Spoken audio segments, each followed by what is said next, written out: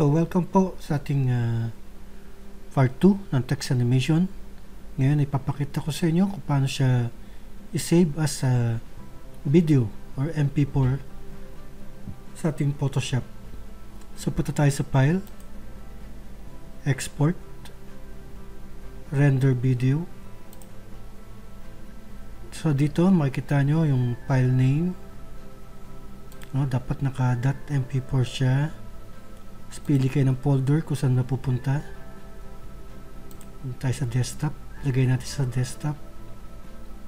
Kuha tayo ng bagong folder. Ayan. So saan napunta yung folder na yan? Ba't di ko makita? Ayun. So dito na siya lagay sa new folder, then select.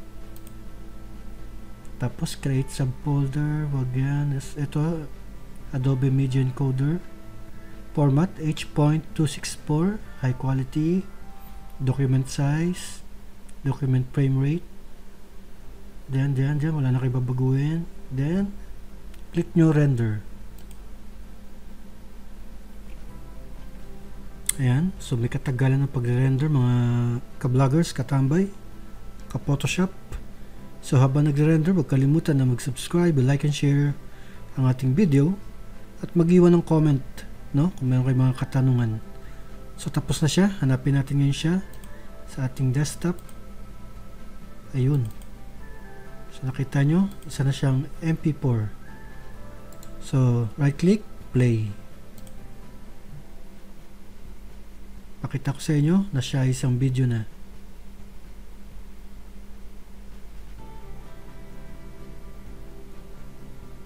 Ayan.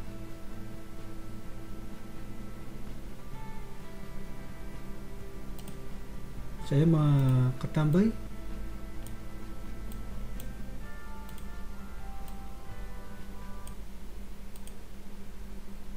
So ayan natin text animation. So dyan pwede nyo nang i-edit naman sa inyong video editor, lagay nyo ng music kung ano yung gusto nyo ilagay.